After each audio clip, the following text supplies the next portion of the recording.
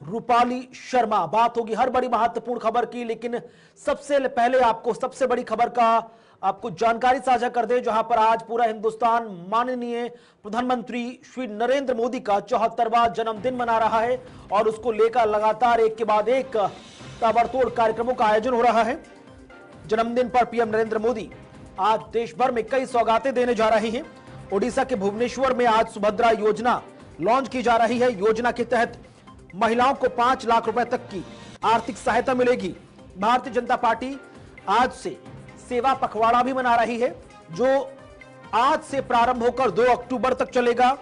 इसी बीच कई दिग्गजों ने पीएम नरेंद्र मोदी को बधाई दी और अब से कुछ ही देर पहले गृह मंत्री अमित शाह मीडिया के सामने मुखातिब हुए और बताए कि मोदी सरकार 3.0 के जो शुरुआती 100 दिन थे वो किस तरह से शानदार आगाज के तौर पर नजर आए हैं।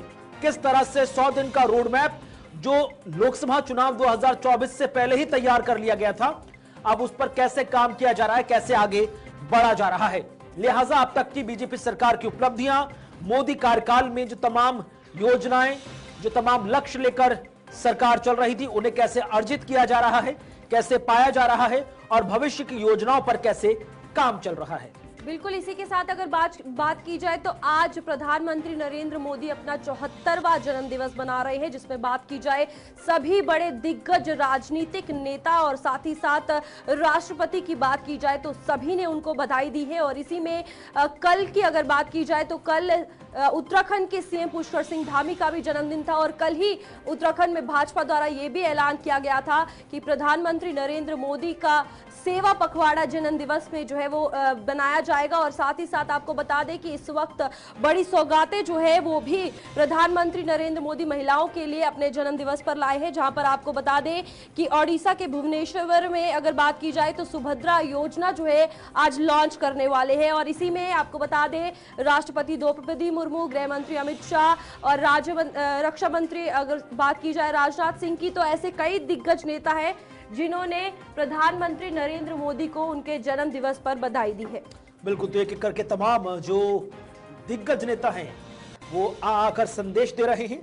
जगह जगह भिन्न भिन्न तरह के कार्यक्रम चल रहे हैं, कहीं पर सेवा दिवस के तौर पर, कभी स्वच्छता दिवस के तौर पर, जगह जगह हर कोई अपना योगदान दे रहा है और योगदान के तहत एक एक करके सभी अपने बधाई संदेश भी दे रहे हैं। तस्वीरें आपके सामने छत्तीसगढ़ के मुख्यमंत्री विष्णुदेव साय की, जहां पर आज के दिन को वो भी सेवा दिवस के तौर पर अपना श्रमिक दान कर रहे हैं। छत्तीसगढ़ वासियों को सबसे पहले विश्वकर्मा जयंती की बहुत बहुत बधाई, शुभकामनाएं। हमारे देश के यशस्वी प्रधानमंत्री श्री नरेंद्र मोदी जी का भी आज जन्मदिन है। छत्तीसगढ़ की 3 करोड़ जनता की तरफ से उनको भी जन्मदिन की बहुत बहुत बधाई, शुभकामनाएं। और भगवान से दुआ करते हैं कि वो स्वस्थ रहें, दीर्घायु हों और 140 करोड़ भारतवासियों की इसी तरह से सेवा करते रहें। सेवा ही, स्वच्छता ही सेवा है। ये स्वच्छता पखवाड़ा का आज शुभारंभ कर रहे हैं। अगले 15 दिनों तक स्टेप बाय स्टेप ये कार्यक्रम कई तरीके से चलेगा। इसमें मैराथन दौड़ का भी आयोजन है, लोगों को जागरूक करने के लिए कि ये स्वच्छता को अपनी आदत बना लें और स्वच्छता सबको अच्छा लगता है, इससे बीमारी वगैरह भी नहीं फैलती है। देखिए, आंकड़े हम लोगों के पास भी हैं। अभी 9 महीने हुए हैं हमारी सरकार को और उनका 9 महीना किसी भी साल का, 5 साल सरकार में रहे उनके किसी भी साल का 9 महीना और हमारी सरकार का 9 महीना का अगर आंकड़ा का तुलना करेंगे तो उनके शासनकाल के 9 महीने में ज़्यादा अपराध हुए हैं। भगवान विश्वकर्मा की जयंती के अवसर पर मैं प्रदेशवासियों को बधाई देना चाहूँगा और हमारा और सौभाग्य आज ही के दिन यशस्वी प्रधानमंत्री श्रीमान नरेंद्र मोदी जी भी, उनका अपना 74वां जन्मदिवस है। मेरी अपनी ओर से उनको भी बधाई। दीर्घायु हो, शतायु हो, परमात्मा की दया से जिस प्रकार से वो काम कर रहे, दुनिया के सबसे बड़े लोकतंत्र के सबसे बड़े नेता, जो विश्व मान्य नेता के रूप में स्थापित हुए हैं और जिनकी दूरगामी नीतियों कारण से भारत सैकड़ों नहीं हजारों वर्षों तक अपनी एक अलग आभा मंडल के लिए अपनी भूमिका बना रहा है। हम सब कामना करते परमात्मा से उनको दीर्घायु हो। इसी प्रकार से माननीय मोदी जी ने जो विश्वकर्मा योजना बनाई है, इस विश्वकर्मा योजना के माध्यम से जो भी अपने हाथ में काम करने वाला है उसको काम करते करते अपनी आजीविका के साथ में मानव जन्म को भी सिद्ध करने के लिए जो अवसर माननीय मोदी जी उपलब्ध करा रहे हैं, ये बड़ी योजना है। मध्य प्रदेश सरकार भी कदम से कदम मिला करके इस योजना को नीचे चरितार्थ करने में लगी हुई है। मेरी अपनी ओर से पुनः भगवान विश्वकर्मा की जयंती की बधाई और साथ ही साथ मोदी जी। देश के यशस्वी प्रधानमंत्री आदरणीय नरेंद्र मोदी जी का जन्म दिवस पूरे प्रदेश में भारतीय जनता पार्टी सेवा पखवाड़े के रूप में इसे मना रही है। हम सब कार्यकर्ता प्रातःकाल से ही घरों से निकल करके स्वच्छता अभियान को सफल बनाने का काम कर रहे हैं और जन जन का भागीदारी इसमें हो रही है। सभी मोहल्लों में, गलियों में, जिलों में, गांवों में लोग घरों से निकल करके स्वच्छता अभियान को सफल बना रहे हैं। ऐसे अवसर पर मैं उत्तर प्रदेश के 25 करोड़ लोगों की तरफ से माननीय प्रधानमंत्री नरेंद्र मोदी जी को ढेर सारी बधाइयां देता हूं और ईश्वर से प्रार्थना करता हूं उत्तर प्रदेश के 25 करोड़ लोगों को जो जीवन के हर पहलू में आगे बढ़ने का अवसर माननीय मोदी जी ने दिया है। हम सबकी प्रार्थना है ईश्वर से कि उन्हें हम सबकी उम्र लग जाए और प्रधानमंत्री जी देश और दुनिया की ऐसे ही सेवा करते रहें। नमस्कार। हमारे आदरणीय प्रधानमंत्री नरेंद्र मोदी जी को जन्मदिन की ढेर सारी शुभकामनाएं। आदरणीय मोदी जी को उत्तम आरोग्य, दीर्घायु मिले, ऐसी मैं ईश्वर को प्रार्थना करता हूं, कामना करता हूं। प्रधानमंत्री मोदी जी के नेतृत्व में भारत आर्थिक महासत्ता की ओर तेजी से बढ़ रहा है। 2047 विकसित भारत का जो संकल्प उन्होंने किया है उसे पूरा करने की शक्ति मिले, ऐसी भी शुभकामनाएं देता हूं। पिछले 10 सालों में मोदी जी ने अपने कार्यकाल में देश को एक नई ऊंचाई पर पहुंचाया है। इसी वजह से देश की जनता ने उन्हें तीसरी बार प्रधानमंत्री के रूप में चुना है। जनता के विश्वास पर खरे उतरते हुए देश का गौरव बढ़ाने के काम में मोदी जी दिन रात मेहनत कर रहे हैं। देश विदेश में उन्होंने भारत का नाम रोशन किया है। विश्व गुरु के रूप में उनकी छवि देश विदेश में बस गई है। मोदी जी के नेतृत्व में भारत जागतिक महासत्ता बनने का लक्ष्य हासिल करेगा, ऐसा मुझे पूरा विश्वास है। देश की अर्थव्यवस्था $5 ट्रिलियन बनाने का जो संकल्प मोदी जी ने किया है उसे पूरा करने में महाराष्ट्र भी अपने ओर से पूरा प्रयास कर रहा है। मोदी जी का हमेशा सहयोग और मार्गदर्शन मिलता रहा है। आगे भी उनके नेतृत्व में महाराष्ट्र का विकास रथ ऐसा ही बढ़ता रहेगा, ऐसा मेरा विश्वास है। एक बार मोदी जी ने कहा था 21वीं सदी भारत की सदी। मैं आगे जाके इतना ही कहना चाहता हूँ, 21वीं सदी भारत की सदी, क्योंकि देश के कप्तान है नरेंद्र मोदी। फिर एक बार मैं आदरणीय मोदी जी को जन्मदिन की बहुत सारी शुभकामनाएं देता हूँ। के दिवस पर भारतीय जनता पार्टी का एक एक कार्यकर्ता और देश की बहुत बड़ी संख्या में जनता भी सेवा पखवाड़े में आज स्वच्छता अभियान के कार्यक्रम में हिस्सा ले रही है। प्रधानमंत्री जी सदैव स्वस्थ रहे, लंबी आयु हो और वह देश के लिए जिस प्रकार से 2014 से लगातार नेतृत्व देते हुए प्रगति के एक नए मुकाम तक देश को लेकर के गए हैं, हर देशवासी उससे प्रभावित है। 2047 तक विकसित भारत बनाने का, तीसरी अर्थव्यवस्था बनाने का, गरीबों के उत्थान के लिए, किसानों के उत्थान के लिए। तो प्रधानमंत्री नरेंद्र मोदी के 74वें जन्मदिन को लेकर आपने देखा किस तरह से संदेश देते हुए महाराष्ट्र के मुख्यमंत्री एकनाथ शिंदे, उत्तर प्रदेश के मुख्यमंत्री योगी आदित्यनाथ के साथ साथ ब्रजेश पाठक, केशव प्रसाद मौर्य, छत्तीसगढ़ के मुख्यमंत्री विष्णुदेव साय के साथ साथ आपने अन्य राज्यों के मुख्यमंत्री को सुना। और अब सीधे रुख कर रहे हैं उत्तराखंड की तरफ।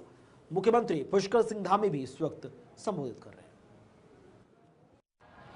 मैं उत्तराखंड की समस्त देवतुल्य जनता की ओर से आदरणीय प्रधानमंत्री श्री नरेंद्र मोदी जी को जन्मदिन की हार्दिक शुभकामनाएं देता हूं तथा उत्तराखंड के समस्त देवी देवताओं से उनके स्वस्थ एवं सुदीर्घ जीवन की कामना करता हूं कि वो स्वस्थ रहे, वो दीर्घायु हो, शतायु हो और लंबे समय तक हम सबको, पूरे देशवासियों को उनका नेतृत्व प्रदान होता रहे।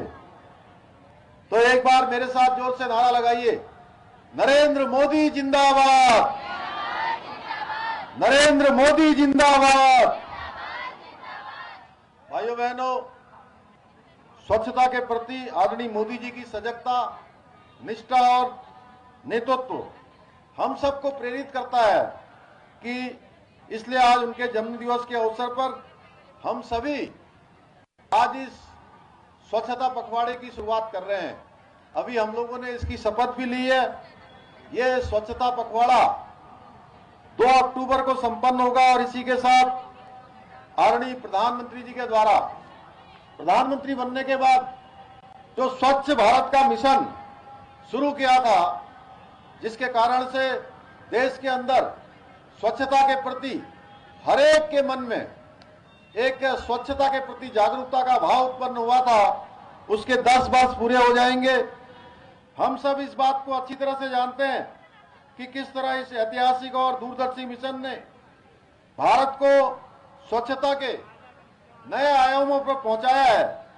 पिछले 10 वर्षों में देश भर के अंदर करोड़ों शौचालयों का निर्माण हुआ है, कचरा प्रबंधन के लिए जरूरी इंफ्रास्ट्रक्चर तैयार हुआ है और सफाई को लेकर आम लोगों में जागरूकता आई है। हमारा उत्तराखंड भी स्वच्छता के मामले में सराहनीय प्रगति के साथ आगे बढ़ रहा है। उत्तराखंड को वर्ष 2017 में देश का चौथा ओडीएफ राज्य होने का गौरव प्राप्त हुआ था। अब तक राज्य में कुल 5,37,000 से अधिक शौचालय विहीन परिवारों के लिए शौचालयों का निर्माण हो चुका है। इसके साथ ही 2600 से भी अधिक स्वच्छता कॉम्प्लेक्स उनका भी निर्माण किया गया है। 9,000 से अधिक गांव में ठोस एवं तरल कचरा प्रबंधन का कार्य पूरा किया गया है और 77 विकास खंडों में प्लास्टिक कचरा प्रबंधन की इकाइयां स्थापित कर ली गई हैं। मार्च 2025 तक हमने लक्ष्य रखा है कि राज्य के 100% गांवों में कचरा प्रबंधन का कार्य शुरू करने की दिशा में आगे बढ़ रहे हैं। भाइयों बहनों, स्वच्छता के क्षेत्र में नगर निगम देहरादून के द्वारा भी जो प्रयास किए जा रहे हैं वो बहुत ही सराहनीय है। नगर निगम द्वारा आमजन की सफाई से संबंधित समस्याओं के त्वरित निवारण हेतु स्वच्छता कंट्रोल रूम की स्थापना की गई है, जो कि 24/7 चालू रहता है। सफाई सुनिश्चित करने हेतु 8 टीमों का गठन करने, विभिन्न स्थानों पर जीवीपी हटाने और सीसीटीवी कैमरे से निगरानी करने जैसे अनेक प्रयास शहर के सफाई अभियान को नई दिशा दे रहे हैं। मुझे ये बताते हुए खुशी हो रही है कि भारत सरकार के पर्यावरण मंत्रालय द्वारा राष्ट्रीय स्वच्छ वायु कार्यक्रम के अंतर्गत देश के 5 सबसे अच्छे शहरों में हमारे राज्य की, हमारी राजधानी देहरादून को भी सम्मिलित किया गया है। यह निश्चित ही हम सभी के लिए गर्व की बात है कि हम अपने शहर को राष्ट्रीय स्तर पर साफ सुथरा एवं प्रदूषण मुक्त बनाने में कामयाब रहे हैं। इसी क्रम में अभी जो हमने नीचे स्वास्थ्य शिविर इनका भी उद्घाटन किया है, वह स्वास्थ्य और स्वच्छता सुनिश्चित करने की दिशा में एक अहम भूमिका निभाएंगे। भाइयों बहनों, इस वर्ष के स्वच्छता अभियान की थीम स्वभाव स्वच्छता, संस्कार स्वच्छता रखी गई है, जिसके जरिए संदेश हम सबको मिलकर आगे बढ़ाना है कि जन जन के स्वभाव और संस्कार में स्वच्छता की भावना होनी चाहिए। इस संदेश को जन जन तक पहुंचाने के उद्देश्य से तो आने वाला वक्त किस तरह से, तमाम तरह से बनाया जाएगा, मुख्यमंत्री को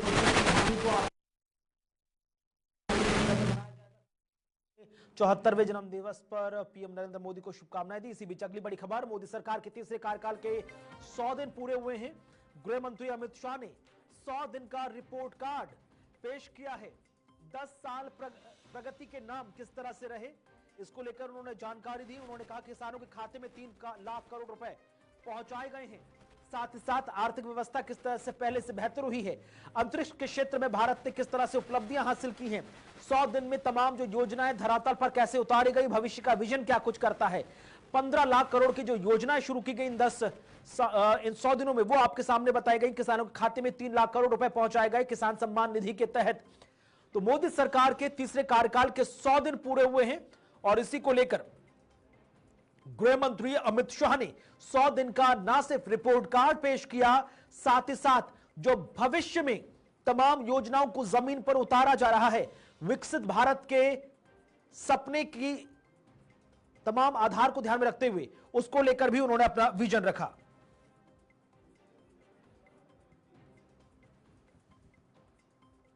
साठ साल के बाद पहली बार देश में राजनीतिक स्थिरता का माहौल आया है और नीतियों के सातत्य को भी हमने अनुभव किया है।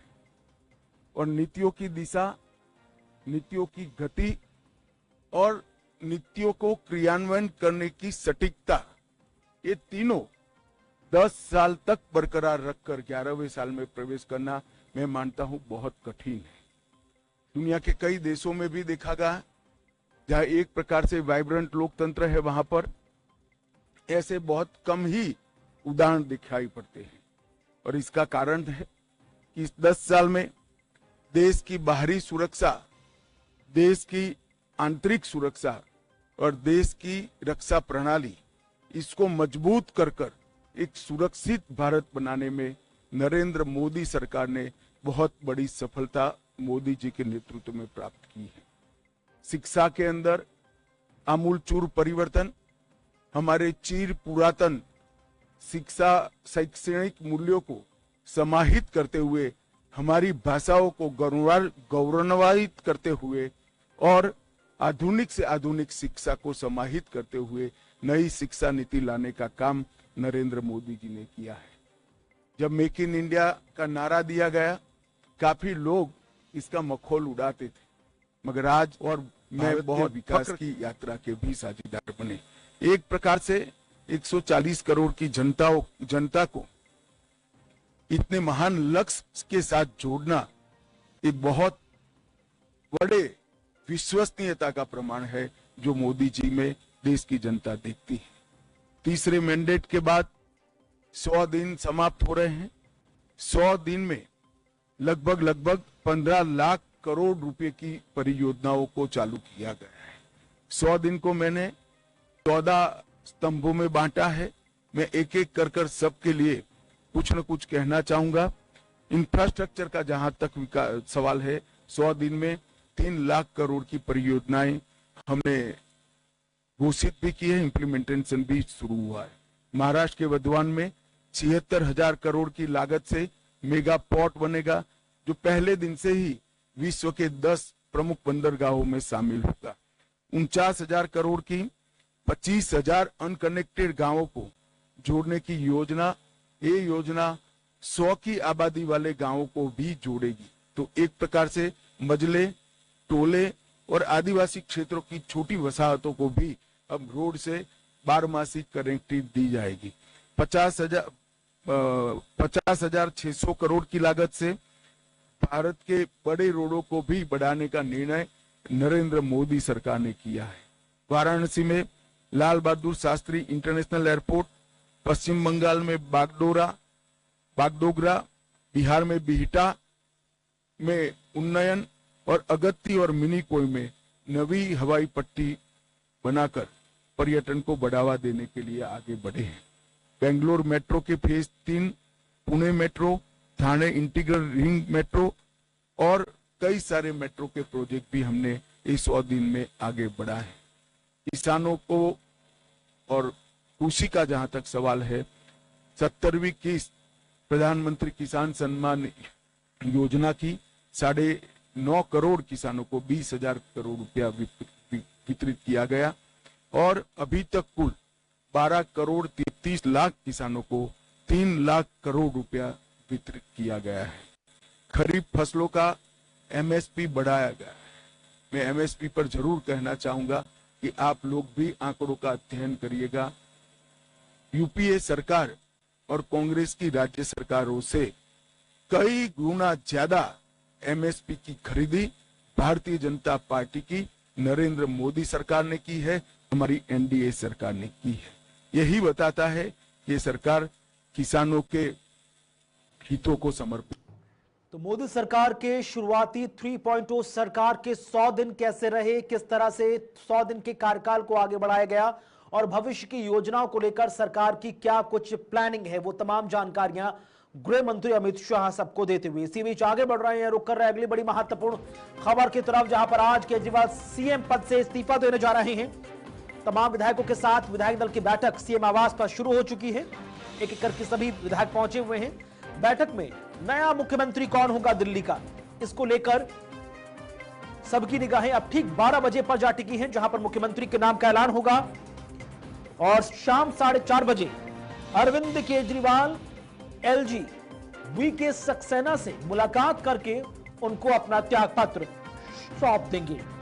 तो लंबी सियासी तकरार के बीच सबकी निगाहें इस वक्त विधायक दल की बैठक की तरफ चल रही हैं, जो मुख्यमंत्री के आवास पर इस वक्त दिल्ली में चल रही हैं, जहां पर न सिर्फ मुख्यमंत्री अरविंद केजरीवाल मौजूद हैं, बल्कि उनकी सरकार में तमाम कैबिनेट मंत्री, पार्टी पदाधिकारी भी मौजूद हैं।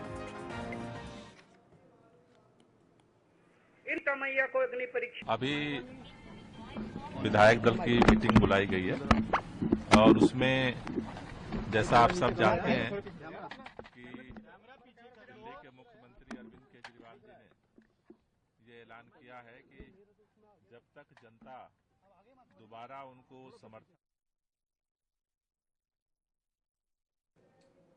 तो सुना आपने गोपाल राय दिल्ली सरकार में मंत्री साहब कहते हुए कि विधायक दल की जो बैठक है उसमें अगले मुख्यमंत्री के नाम पर चर्चा लगातार की जा रही। कल भी हमने देखा था पीएसी यानी कि पॉलिटिकल अफेयर कमेटी की जो मीटिंग थी वो कल अरविंद केजरीवाल जी के आवास पर होती रही। उसमें तमाम पार्टी के पदाधिकारी, कैबिनेट मंत्री और वरिष्ठ नेता सभी मौजूद थे, जहां पर 1 to 1 सबसे मुख्यमंत्री अरविंद केजरीवाल ने चर्चा की और सबकी निगाहें अब ठीक 12 बजे पर जा टिकी हैं, जहां पर जब तक इस विधायक दल की बैठक भी समाप्त होगी और उसके बाद अगला मुख्यमंत्री कौन होगा, लंबे समय से चले आ रहे इस सस्पेंस पर भी आखिरकार विराम लगेगा।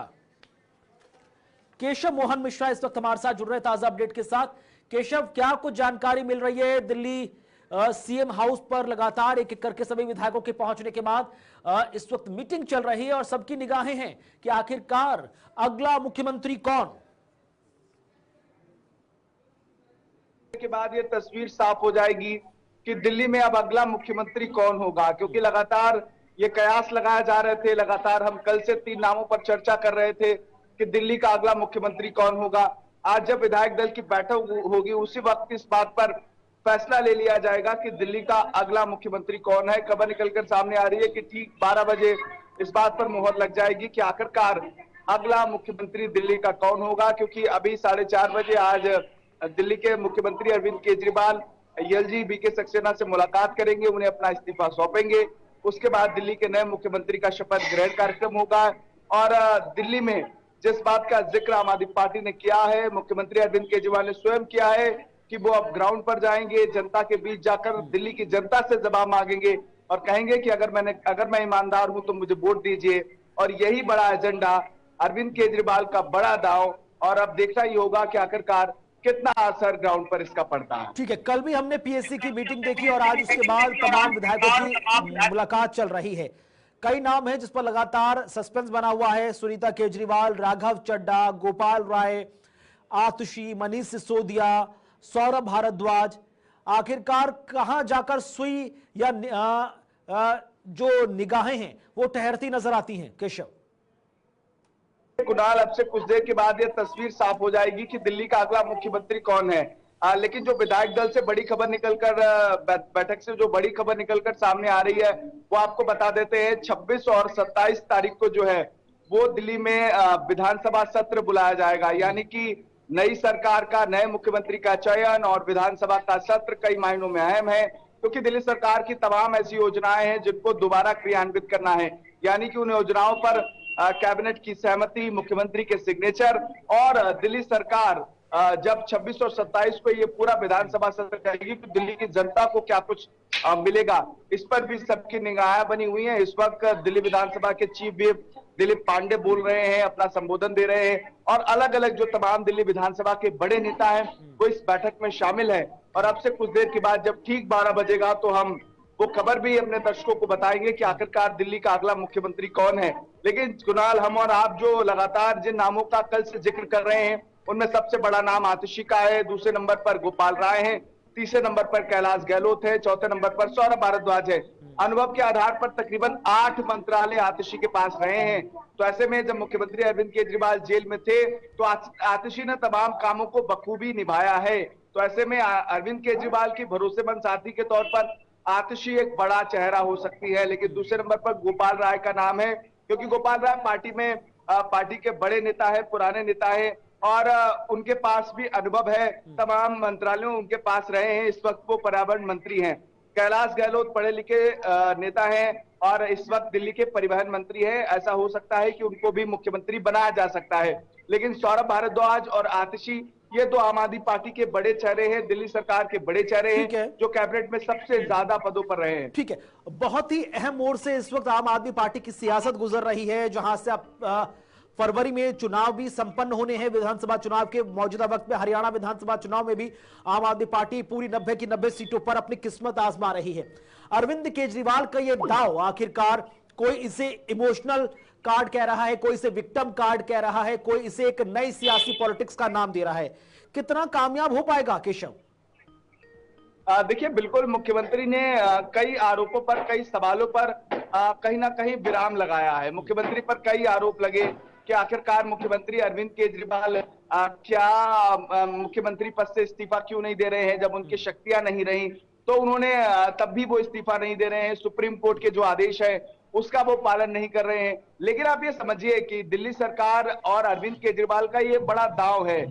सबसे महत्वपूर्ण यह है कि जब दिल्ली में विधानसभा चुनाव होने हैं उससे पहले दिल्ली में कई ऐसी योजनाएं हैं जिनको लागू करना है, जिसमें सबसे अहम योजना है 1000 रुपए महिलाओं को देना। अब यानी कि 1000 रुपए जो महिलाओं को देने की बात हो रही है वो योजना कैबिनेट से पास होनी है, लेकिन मुख्यमंत्री किसी फाइल पर सिग्नेचर नहीं कर सकते हैं, कैबिनेट की बैठक बुला नहीं सकते हैं। तो ऐसे में वो बैठक कैसे होगी? ऐसे में उन तमाम फाइलों में कैसे सिग्नेचर होंगे जो दिल्ली सरकार के कामकाज का एक बड़ा कहीं ना कहीं एक चेहरा रहे हैं, जिन्होंने दिल्ली सरकार के कामकाज को लोगों तक पहुंचाने का काम किया है। तो स्वाभाविक सी बात है, मुख्यमंत्री को लगा ये बड़ा मौका है अपने आप से। ठीक है केशव, आवाज पहुंच रही है आप तक? ठीक है, शायद उन तक आवाज नहीं पहुंच पा रही। बड़ी खबर से आपको रूबरू करा रहे हैं, जहां पर इस वक्त आतिशी होंगी दिल्ली की नई मुख्यमंत्री। इस वक्त की बड़ी खबर, जहां पर आखिरकार सस्पेंस समाप्त हुआ। आतिशी सिंह मौजूदा वक्त में दिल्ली सरकार में वित्त मंत्री, शिक्षा मंत्री समेत 8 विभाग संभाल रही थी, लेकिन अब पीएससी की मीटिंग और विधायक दल की मीटिंग के बाद इस बात का ऐलान हुआ, सस्पेंस समाप्त हुआ, जहां पर विधायक दल की बैठक में फैसला हुआ है दिल्ली सरकार में वरिष्ठ नेताओं में शुमार एकमात्र कैबिनेट महिला मंत्री आतिशी सिंह अब दिल्ली की नई मुखिया कहलाई जाएंगी। बिल्कुल कुणाल, इसी के साथ अगर बात की जाए तो जब केजरीवाल जेल में थे और लगातार अपनी हक के लिए लड़ाई जो है लड़ रहे थे, वहीं बाहर आम आदमी पार्टी के बतौर चेहरे में आतिशी ने बहुत बड़ा साथ जो है आम आदमी पार्टी का दिया है और हर एक मुद्दे को लेकर जो है आतिशी हमेशा सामने आई है। और इस वक्त जो हर किसी को इंतजार था जिस बात का कि अब मुख्यमंत्री कौन होगा, तो बैठक में ये फैसला ले लिया गया है कि आतिशी जो है अब दिल्ली की नई मुख्यमंत्री होगी। और सबसे बड़ी बात ये आती है कि 8 विभाग आतिशी के पास है और आम आदमी पार्टी को लेकर अगर बात की जाए तो बतौर चेहरा आतिशी बार बार मुद्दों को लेकर आती रही है, बार बार प्रेस कॉन्फ्रेंस करती रही है और हक की लड़ाई जो है आम आदमी पार्टी के लिए आतिशी ने लड़ी है। हालांकि और भी कई सारे चेहरे थे जो जिन पे अटकलें लगाई जा रही थी, जैसे कैलाश गहलोत की अगर बात की जाए, गोपाल राय की बात की जाए या फिर सुनीता केजरीवाल की बात की जाए, तो ये नाम जो है सामने आए थे। लेकिन बैठक जो है वो की गई और उसके बाद जिसका हर किसी को इंतजार था कि अगला मुख्यमंत्री का नाम और चेहरा कौन सा होगा, तो इस पर चर्चा की गई और आतिशी अब दिल्ली की नई सीएम होंगी। लगातार दिल्ली की अगर बात की जाए तो जब अरविंद केजरीवाल को जमानत मिली तो इसमें साफ तौर पर शर्तें रखी गई थी कि दफ्तर नहीं जाएंगे, पब्लिकली जो है रैली नहीं की जाएगी, उसके बाद किसी भी सरकारी काम पर हस्ताक्षर नहीं किए जाएंगे। तो एक बहुत बड़ा सवाल था कि आखिरकार अगर मुख्यमंत्री पद पर होकर ये सब काम नहीं किए जाएंगे तो फिर सरकार आखिरकार दिल्ली में कैसे चलाई जाएगी। तो इस पर अब सीएम का नया चेहरा जो है सामने आया है, जहां आतिशी सिंह दिल्ली की अब नई सीएम होंगी। बिल्कुल, तो मौजूदा वक्त में देखा जाए तो शिक्षा विभाग के साथ साथ महिला बाल मंत्रालय भी संभाल रही थी, कल्चरल डिपार्टमेंट संभाल रही थी, टूरिज्म संभाल रही थी, पीडब्ल्यूडी विभाग संभाल रही थी और सबसे ज्यादा विभाग उन्हीं के पास थे। और अब आखिरकार आतिशी सिंह दिल्ली की नई मुख्यमंत्री के तौर पर उनके नाम का ऐलान हो चुका है। केशव मोहन मिश्रा, केशव, आखिरकार तमाम जो सस्पेंस थे, सस्पेंस पर आखिरकार सुई सही जगह ठहरी, अब आतिशी सिंह दिल्ली की नई मुखिया होंगी। देखिए, बिल्कुल जिस बात का जिक्र लगातार अभी हम चर्चा कर रहे थे कुणाल की, आतिशी दिल्ली में मुख्यमंत्री के नाम का बड़ा चेहरा हो सकती है और ठीक वैसा ही हुआ। दिल्ली के मुख्यमंत्री के तौर पर अरविंद केजरीवाल ने आतिशी के नाम को प्रस्तावित किया। सभी विधायकों ने हाथ खड़े करके आतिशी के नाम पर अपनी स्वीकृति जताई और दिल्ली में अब दिल्ली के मुख्यमंत्री के पद पर आतिशी, यानी कि अब से दिल्ली के मुख्यमंत्री आतिशी जो है वो कहीं ना कहीं पदभार ग्रहण करेंगी। और जो लगातार आरोप आम आदमी पार्टी पर अरविंद केजरीवाल पर लगे हैं, अरविंद केजरीवाल का एक बड़ा दांव जिस पर अपनी ईमानदार छवि को दोबारा वापस लाना, एक बार फिर से जो दिल्ली की जनता का भरोसा जीतने की जो कोशिश है वो अरविंद केजरीवाल कर रहे हैं। ग्राउंड पर कितना इसका असर होगा ये आने वाला वक्त बताएगा, लेकिन अरविंद केजरीवाल जिस बात को लेकर लगातार जो स्ट्रेटेजी बना रहे थे वो स्ट्रेटेजी कितनी सफल हुई। और अब जब 4:30 बजे अरविंद केजरीवाल अपना इस्तीफा दिल्ली के एलजेपी के सक्सेना को सौंपेंगे, उसके बाद जब दिल्ली के मुख्यमंत्री के तौर पर आतिशी शपथ लेंगी, 26 और 27 तारीख को ये विधानसभा का पूरा सत्र होगा। कई ऐसी योजनाएं हैं जिनको दिल्ली सरकार लागू करना चाहती है और यही बड़ी वजह है कि दिल्ली में मुख्यमंत्री के चेहरे को बदला गया।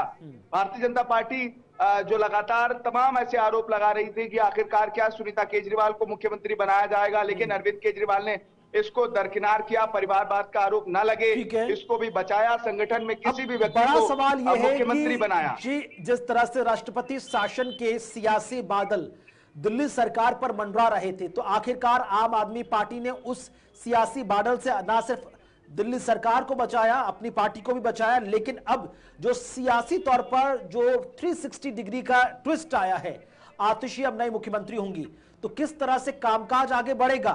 क्योंकि आतिशी ऑलरेडी मुख्यमंत्री ना होकर भी मुख्यमंत्री जैसा काम कर रही थी, क्योंकि उनके तमाम दिग्गज नेता अरविंद केजरीवाल, मनीष सिसोदिया, संजय सिंह, सत्येंद्र जैन सभी जेल में थे, तो पूरी दिल्ली सरकार को संभाल रही थी।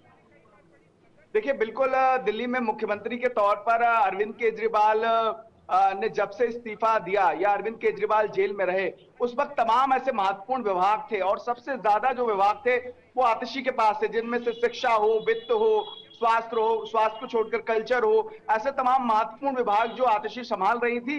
और आतिशी ने उस मुश्किल वक्त में पार्टी को टूटने से बचाया। आतिशी नहीं, सौरभ भारद्वाज जैसे तमाम ऐसे बड़े नाम थे, लेकिन मुख्यमंत्री का सबसे ज्यादा भरोसा आतिशी ने जीता।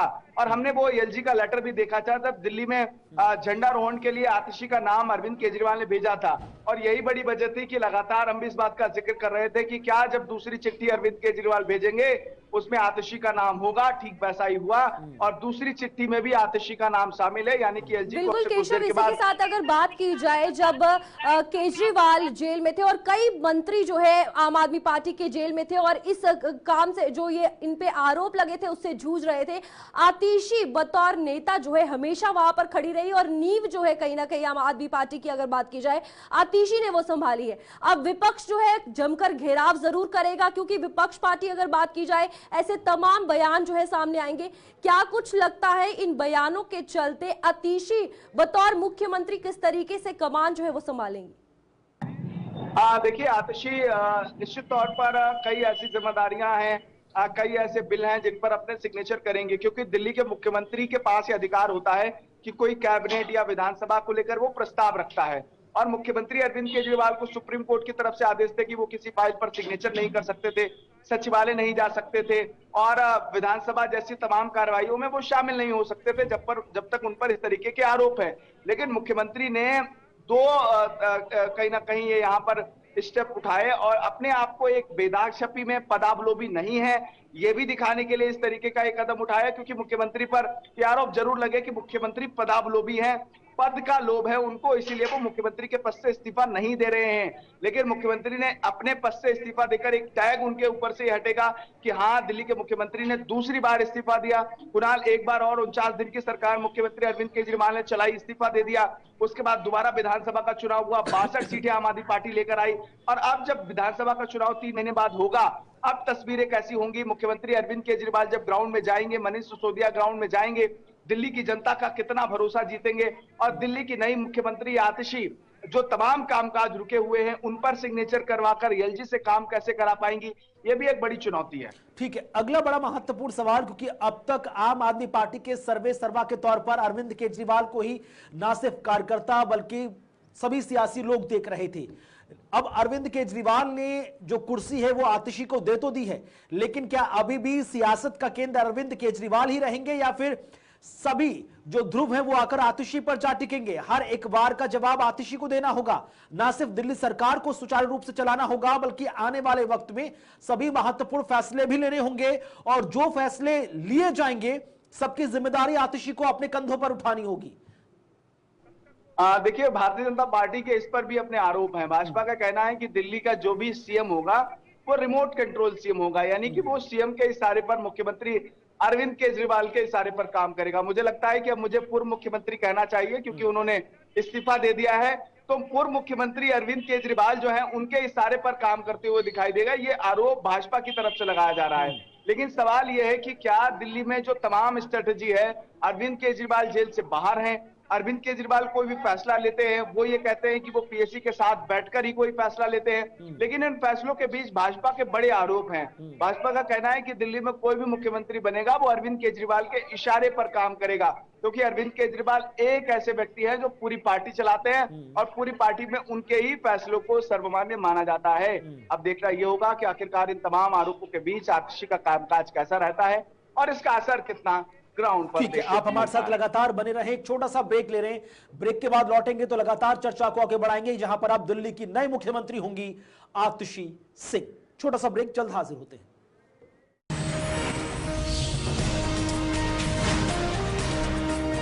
दिल्ली की नई मुख्यमंत्री अब आतिशी सिंह होंगी और इसी बीच बड़ी खबर, केजरीवाल के इस्तीफे को लेकर बीजेपी हमलावर हो गई है। बीजेपी प्रवक्ता आरपी सिंह ने निशाना साधा। उन्होंने कहा कोर्ट के आदेश के तहत इस्तीफा दे रहे हैं अरविंद केजरीवाल। मजबूरी में केजरीवाल इस्तीफा देने को मजबूर हुए हैं, कहना है बीजेपी के नेता व प्रवक्ता आरपी सिंह का। बिल्कुल, इसी में अगर बात की जाए भारतीय जनता पार्टी की, तो पहले ही ये बयानबाजी उनकी तरफ से सामने आ रही थी कि कहीं ना कहीं अगर मुख्यमंत्री की कमान कोई और भी बेशक संभाले, लेकिन हाथ, रिमोट कंट्रोल जो है वो अरविंद केजरीवाल के पास ही रहेगा। तो इसमें अब और बयानबाजी और सीधा निशाना जो है आम आदमी पार्टी पर साधते हुए नजर आ रहे हैं, जहां पर आपको बता दें कि आरपी सिंह का ये कहना है कि कोर्ट के आदेश के तहत ये इस्तीफा दिया जा रहा है। क्योंकि अगर बात की जाए आम आदमी पार्टी की, तो जब जमानत हुई और उसके बाद से ही ये बड़ा सवाल था कि बतौर मुख्यमंत्री अरविंद केजरीवाल कैसे काम करेंगे, तो अब इस्तीफा जो है वो दे दिया गया है। और अब जो बयानबाजी है वो देखने को मिल रही है, सियासत जो है वो गरमाई है, जहां पर साफ तौर पर ये कहा जा रहा है कि अरविंद केजरीवाल ने मजबूरी में ये इस्तीफा दिया है। आपको बता दें, इस वक्त की बड़ी खबर जो हर किसी को बेसब्री से जिस चीज का इंतजार था वो ये था कि आखिरकार चेहरा कौन होगा। तो आतिशी सिंह का नाम सामने आया, जहां पर विधायक दल की बैठक हुई और ये बड़ा फैसला जो है वो लिया गया। और इसी में अब भारतीय जनता पार्टी जो है आम आदमी पार्टी का घेराव करते हुए नजर आ रही है, जहां पर ये कहा जा रहा है कि केजरीवाल के पास कोई दूसरा रास्ता नहीं था, कोर्ट का आदेश था, इसी के तहत ये जो इस्तीफा है वो दिया गया है और ये इस्तीफा एक मजबूरी है। बिल्कुल, अब आपको याद होगा कि जब 2012-13 में ये पार्टी अस्तित्व में आई थी, उसके बाद से अरविंद केजरीवाल सबसे बड़े चेहरे के तौर पर देखे गए। 2013 में जब विधानसभा चुनाव हुए और 28 सीटें जीती थी आम आदमी पार्टी ने, उस दौरान भी अरविंद केजरीवाल ही थे जिन्होंने कांग्रेस से गठबंधन कर बाहर से सपोर्ट लेकर मुख्यमंत्री की कुर्सी संभाली और उसके बाद से लगातार 2024 तक वो इस कुर्सी पर बने रहे। लेकिन अब अरविंद केजरीवाल ये कुर्सी छोड़ रहे हैं आतिशी ये कुर्सी संभाल रही हैं। आतिशी का सियासी राजनीतिक सफर आप देखिए। आतिशी आम आदमी पार्टी की स्थापना के समय से ही पार्टी में शामिल हुई थी। 2013 के विधानसभा चुनाव के लिए पार्टी की घोषणा पत्र मसौदा समिति की वो प्रमुख सदस्य थी। पार्टी के गठन के शुरुआती दौर में इसकी नीतियों को आकार देने में भी आतिशी ने महत्वपूर्ण भूमिका निभाई। बिल्कुल इसी के साथ आपको बता दें कि आम आदमी पार्टी प्रवक्ता के तौर पर अपनी मौजूदगी जो है वो दर्ज की थी। दिल्ली के कालकाजी निर्वाचन क्षेत्र का प्रतिनिधित्व करती हुई नजर आई थी और ये राजनीतिक सफर जो है वो रहा है। आम आदमी पार्टी की राजनीतिक मामलों की समिति यानी पीएसी की भी सदस्य थी। उन्होंने पूर्व दिल्ली लोकसभा क्षेत्र इकाई का प्रभारी भी बनाया गया है और 8 विभाग जो है अभी आतिशी संभाल रही हैं और अब नई जिम्मेदारी। आपको बता दें कि अप्रैल 2018 तक तत्कालीन शिक्षा मंत्री सिसोदिया के सलाहकार के रूप में भी आतिशी ने काम किया है। बिल्कुल, तो लगातार बेहद शानदार सफर रहा है। क्या कुछ कहना है आरपी सिंह का, नजर डालिए। आज इस्तीफा देने की बात कर रहे हैं और उसमें भी वह खेल कर रहे हैं। केजरीवाल पहले मुख्यमंत्री हैं जो कि जेल वाले मुख्यमंत्री रहे, बेल वाले मुख्यमंत्री हैं और उसमें खेल करने की कोशिश कर रहे हैं। ऐसे मुख्यमंत्री है वह खेल क्या कर रहे हैं कि नहीं मैं तो इस्तीफा दे रहा हूं, मैं लड़ाई लड़ने के लिए इस्तीफा दे रहा हूं। सच यह है कि कोर्ट के आदेश के चलते हुए उनकी मजबूरी है इस्तीफा देना। वह मुख्यमंत्री के नाते से काम नहीं कर सकते। कोर्ट ने बड़ा स्पष्ट कहा है कि वह सीएम का ऑफिस अटेंड नहीं कर सकते, वह मीटिंग नहीं बुला सकते, वह कैबिनेट मीटिंग नहीं बुला सकते, वह कोई पेपर साइन नहीं कर सकते। ये कोर्ट का बड़ा स्पष्ट आदेश है और उनको उस आदेश को मानना ही पड़ेगा। उनके पास कोई और रास्ता है नहीं। परंतु क्योंकि ये जेल वाले, बेल वाले, अब खेल वाले सीएम हैं, इसमें भी कुछ न कुछ सिंपैथी मिल जाए, उनकी ये कोशिश है। आम आदमी पार्टी के नेता अब पार्टी के मेकओवर में लग गए हैं, पर वो भूल रहे हैं कि वो पार्टी का चेहरा जरूर बदल लें केजरीवाल, लेकिन अपना चाल और चरित्र नहीं बदल सकते। भ्रष्टाचार के जो काले धब्बे इनके दामन पर लगे हैं, उन धब्बों को अब ये मेकओवर से साफ नहीं कर सकते। केजरीवाल ने भ्रष्टाचार किया है, वो दिल्ली की जनता के गुनहगार हैं, कल भी थे, आज भी हैं और कल भी रहेंगे। चेहरा बदलने से मैंने कहा कि इनका चाल और चरित्र नहीं बदलेगा। दिल्ली की जनता के लिए इन विधानसभा चुनावों में सिर्फ एक ही मुद्दा है, वो है केजरीवाल सरकार का भ्रष्टाचार। और वो भ्रष्टाचार इतना नीचे तक गया है कि आप उसकी एक लंबी फहरिस्त है। मैं पूछता हूँ केजरीवाल से, कहाँ है स्पोर्ट्स यूनिवर्सिटी, कहाँ है वो सेना भर्ती स्कूल, एक नया अस्पताल अगर आपने खोला हो तो? कुछ नहीं है, सिर्फ दिल्ली की जनता को लूटा है और दिल्ली की जनता को ठगने का काम केजरीवाल ने किया। नैतिकता नाम की कोई चीज़ होती ना, तो जिस दिन गिरफ्तार हुए थे उसी दिन इस्तीफा देते। पर नैतिकता का जो निम्न स्तर है वो अरविंद केजरीवाल दिखा रहे हैं कि 5 महीने जेल में रहने के बाद आज वो कह रहे हैं कि हम ईमानदारी का सर्टिफिकेट, हम नैतिकता दिखा रहे हैं। दिखानी तो उस दिन दिखाते जिस दिन आप गिरफ्तार हुए थे, लेकिन नहीं, आप शराब घोटाले में भ्रष्टाचारी हैं, आपने घोटाला किया है और अब नैतिकता नाम की कोई चीज़ नहीं है। तो कल भी हमने कहा एक मजबूरी के तहत उनको छोड़ना पड़ा, लेकिन इनको जवाब देना पड़ेगा शराब घोटाले के बारे में, शीश महल के बारे में, जल बोर्ड के बारे में, पैनिक बटन के बारे में और दिल्ली को जिस तरह से लूटने का काम किया है शिक्षा और बिजली के मामले में, उन सब पर जवाब देना पड़ेगा। देखिए, दिल्ली की जनता को जितना इन्होंने ठगना था ठग लिया और दिल्ली की जनता भी इस बात को समझती है। हरियाणा विधानसभा चुनाव की तैयारियां और तेज होती हुई नजर आ रही हैं। बड़ी खबर, सभी राजनीतिक दल पूरी ताकत के साथ चुनाव प्रचार में जुटे हैं। अनिल विज भी दोपहर 2:30 बजे चुनाव प्रचार करते हुए हरियाणा विधानसभा चुनाव के तहत नजर आएंगे। बीजेपी चुनाव कार्यालय से शॉप टू ऑफ जाने का कार्यक्रम है। तो हरियाणा विधानसभा चुनाव की बात करें तो 90 विधानसभा सीटों पर 5 अक्टूबर को एक ही चरण में सभी सीटों पर मतदान होगा। 8 तारीख को जम्मू कश्मीर चुनावों के साथ नतीजों का ऐलान होगा। लेकिन आज गृह मंत्री अमित शाह की 2 हरियाणा में चुनावी रैलियां हैं, जबकि दूसरी तरफ पूर्व हरियाणा सरकार में गृह मंत्री, खेल मंत्री रहे अनिल विज भी आज ताबड़तोड़ चुनाव प्रचार करते हुए नजर आएंगे। तो अनिल विज भी दोपहर 2:30 बजे चुनाव प्रचार में जुटे नजर आएंगे। बीजेपी चुनाव कार्यालय से शॉप टू ऑफ जाने का यह कार्यक्रम है, जिसके तहत हरियाणा में भारतीय जनता पार्टी के तेज कद्दावर नेताओं में शामिल अनिल विज नजर आएंगे। और इसी बीच सीधे रुख कर रहे हैं उत्तर प्रदेश के वाराणसी की तरफ, जहां पर मुख्यमंत्री योगी आदित्यनाथ इस वक्त कार्यक्रम को संबोधित कर रहे हैं।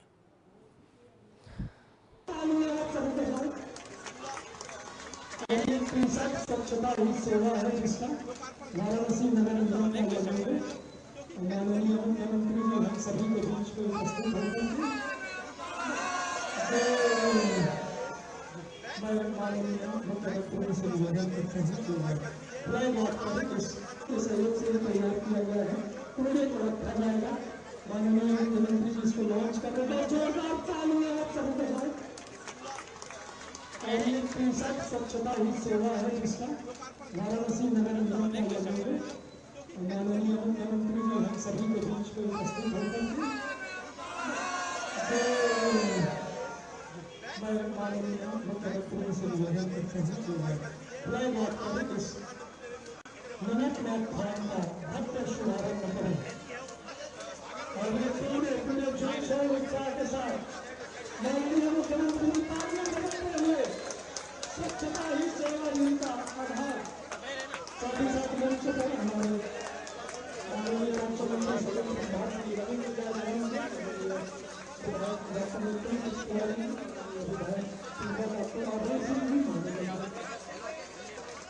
और ये रैली मदनपुरा होते हुए बंगाली टोला इंटर कॉलेज तक जाएगी। रास्ते में जितने भी कूड़े मिलेंगे उनको थैलों में एकत्रित करेंगे, स्वच्छता बनाएंगे। माननीय प्रधानमंत्री जी का यह सुखद संकल्प लेकर के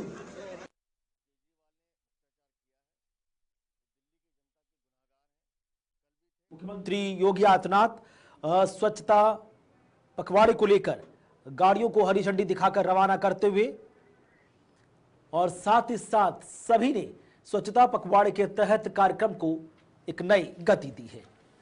इसी के साथ हमारे सुख के बुलेटिन में इतना ही। वक्त छोटे से ब्रेक का, खबरें आगे जारी हैं।